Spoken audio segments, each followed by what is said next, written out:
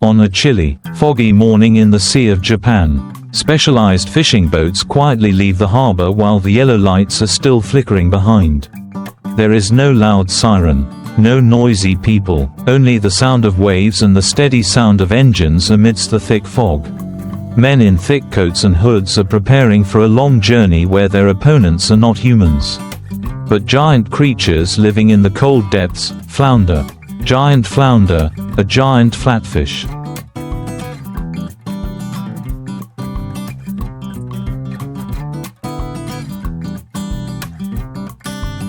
Living close to the ocean floor, often hiding among sand and gravel waiting for prey, with a unique asymmetrical body shape, eyes tilted to one side, and rough skin like moss. Flounder is a master of hiding in the ocean, but because of that, they have also become a lucrative target for the Japanese seafood industry. A mature flounder can weigh from 30 to more than 100 kilograms. And each fish can be worth thousands of dollars if it meets export standards.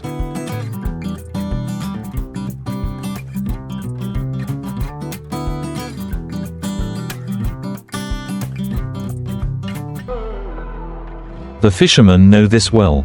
They do not seek luck, but go to sea with careful calculation, extensive experience, and infinite patience. On the deck, dozens of kilometers of fishing line are removed layer by layer from the hold. Each main line is as thick as a finger, pulling thousands of hooks with small baits, carefully chilled from the night before. Each hook is a deadly trap, but must be dropped precisely into the deep water where the flounder lurk.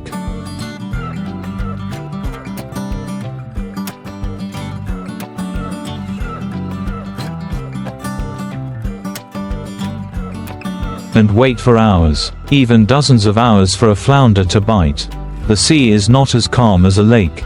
Waves can be as high as 4-5 meters, making the boat rock like a leaf in a storm.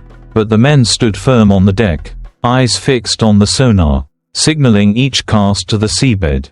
There was no time to rest, and a small mistake in adjusting the buoy or anchor position could cost them a whole day's work.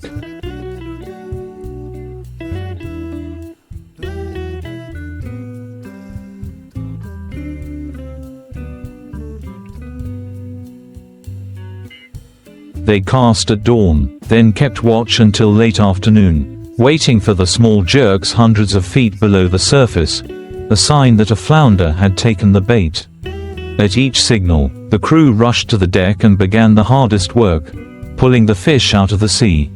The lines were reeled in by hydraulic machines, but the fish had to be handled by hand. When a giant flounder surfaced, the crew had to work together to use hooked poles, ropes, and auxiliary nets to bring it aboard.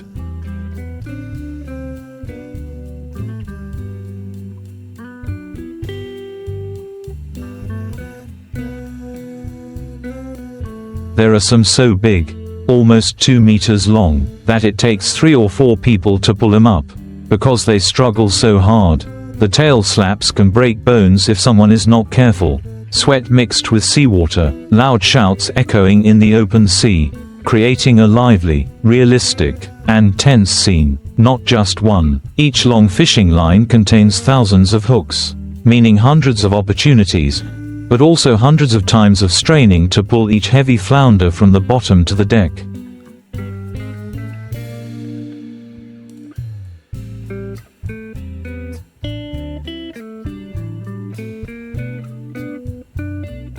Sometimes the fish are hooked consecutively. The line has not yet been fully drawn in when the next hook is stretched because another fish has bitten the bait. The whole team of fishermen works continuously, passing the hooks, tying, pulling, and arranging the fish. Each fish after being brought up will be processed right on the boat, cleaned, gutted, preserved with deep freezing sea ice to keep it fresh until it reaches port.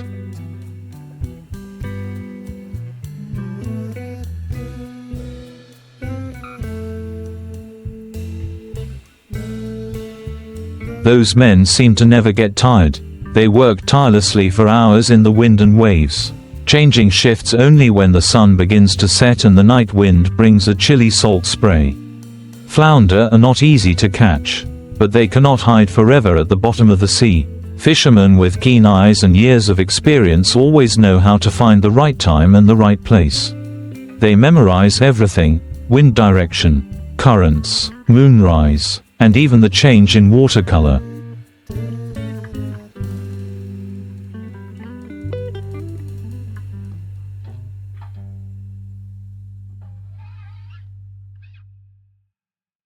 This is knowledge that cannot be found in books, but can only be learned through blood, sweat, and years of rolling at sea. Ships travel hundreds of nautical miles, even into remote deep seas with high waves and strong storms, to find flounder mines that only experienced fishermen dare to risk exploiting. When night falls, the only light at sea comes from the high-powered searchlights on the deck, shining down on the pitch-black water. In the middle of that space,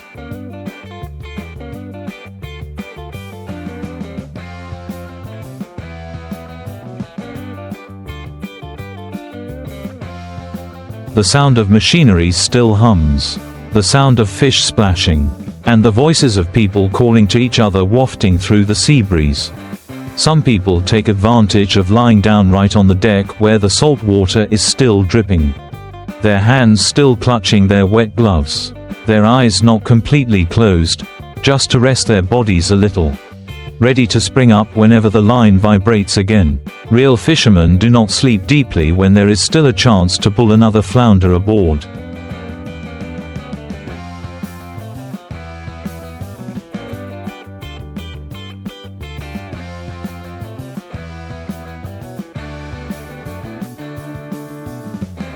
On board, each position has its own role: line puller, hook remover, hooker, gutter, quality checker, quantity recorder, and refrigeration system operator. No one is idle. No one is idle. Every minute is precious, and each properly processed fish is a part of the income for the whole trip.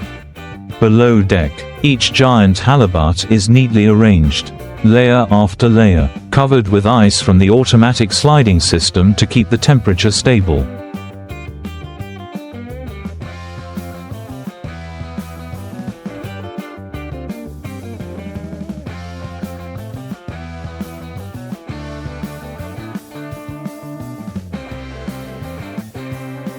The fishermen understand that, with a high-end fish like halibut, if the meat quality is reduced just a little, the selling price will drop by half. They work not only with strength, but also with pride in the product they catch. Occasionally, there are special halibut, twice as big as normal, with thick and shiny skin, smooth marble-like meat, with a flat body but prominent muscles. Such fish are individually marked.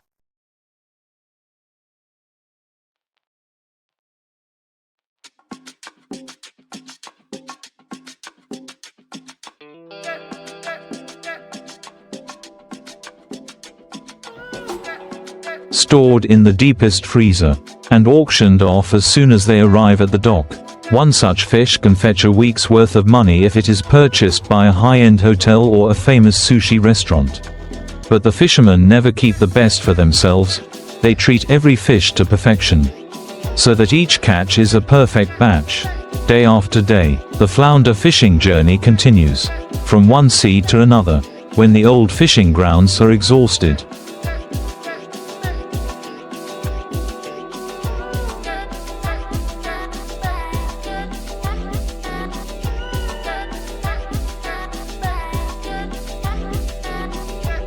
They mark the coordinates, make notes in their electronic logs, and then head off in a new direction. There is no place that is fixed. The ocean is constantly changing, and so are the fish. Today there may be hundreds in an area, but tomorrow there will be none. Japanese fishermen never rely on luck.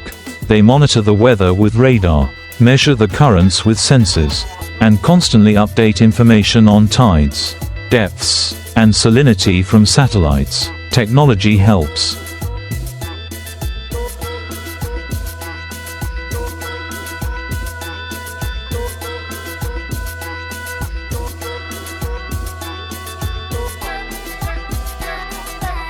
But it is the skill, experience and courage that determines success.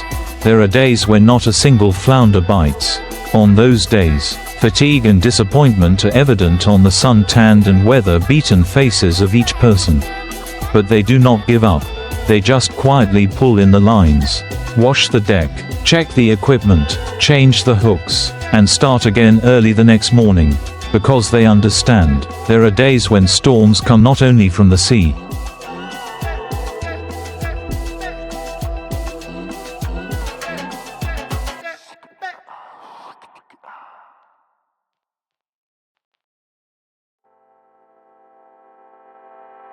but also from fate. And to make a living from the sea, one must learn to be resilient and not give up.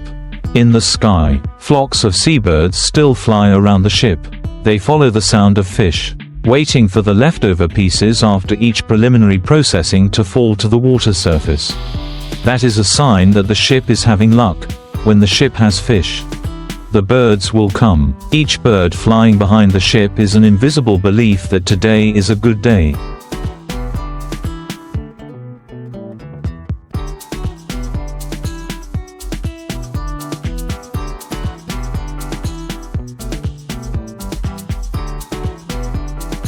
And in the vast ocean, what keeps these men stuck with their job is not only income, but also their attachment to the ocean, the place that has fed them, fed their ancestors, and will continue to feed future generations. Time at sea passes more slowly than on land. A day at sea is not measured in hours, but in the number of times the line is dropped, the number of times the fish is pulled, and the number of flounders brought to the deck. Each time the line is pulled is a battle, not with the fish,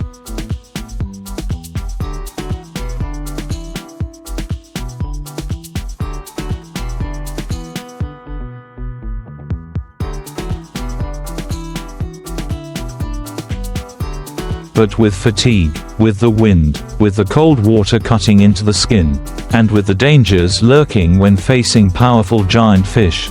Many times the fishing line is stretched to the point of emitting a terrifying hissing sound.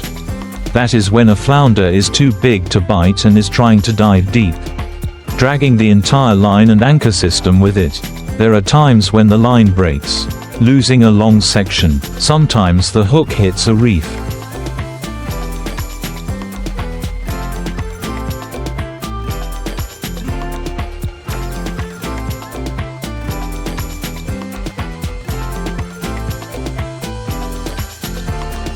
and must be removed manually in the fierce waves.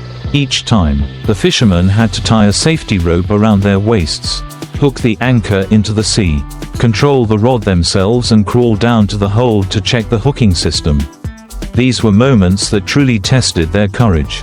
There was no one on board who was faint-hearted. Those who survived were those who understood that even a small mistake in the middle of the ocean would be beyond anyone's ability to save them.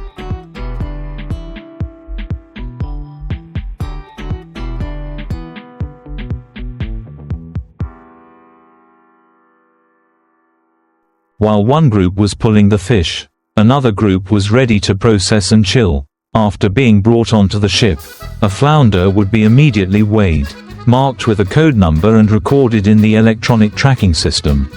After that, a specialized butcher would use a sharp scalpel to cut along the fish's body, remove the blood and organs to avoid discoloring the meat, and then wash it with filtered seawater.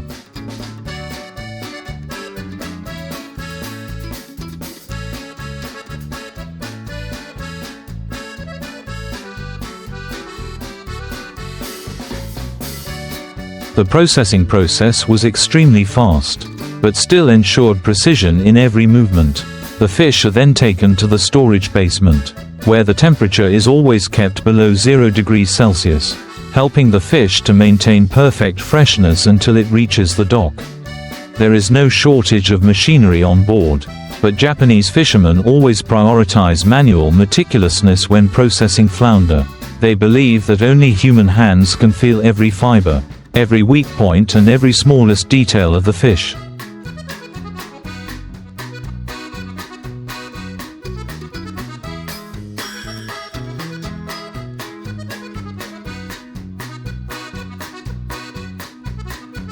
thereby ensuring absolute quality. That is why Japanese flounder always has an extremely high price on the international market. High-end restaurants in Tokyo, Seoul or New York are always willing to pay thousands of dollars just to own a few grade 1 flounder.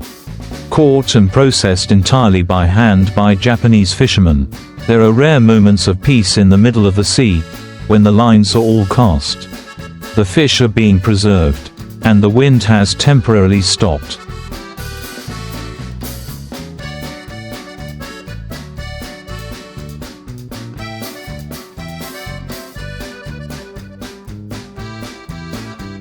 The fishermen will sit on the deck, sip hot tea, and look out at the distant horizon where the sky meets the sea. But even when resting, they do not take their eyes off the fish finder, radar and positioning screen, because that is the job of the sea, always ready to act at any time. The sea does not allow anyone to be complacent. By the end of the third day, the deck was full of giant boxes of halibut. Men with gray hairs ahead of their age sat by the railing wiping their sweat.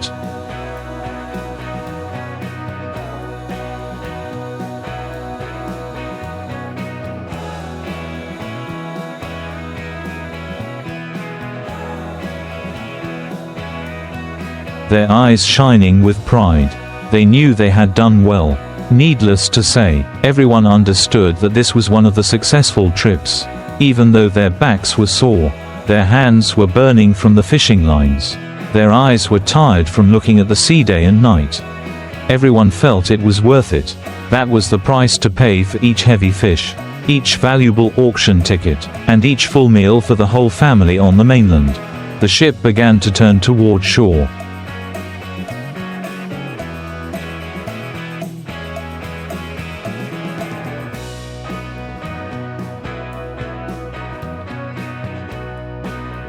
The journey back was not easy.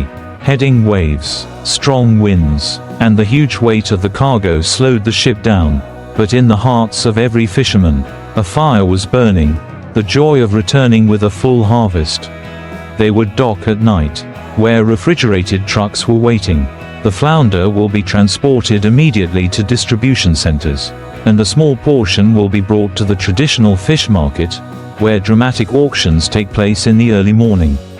And the fishermen, they will only rest for a few days, repair their equipment, refuel, and then set off again.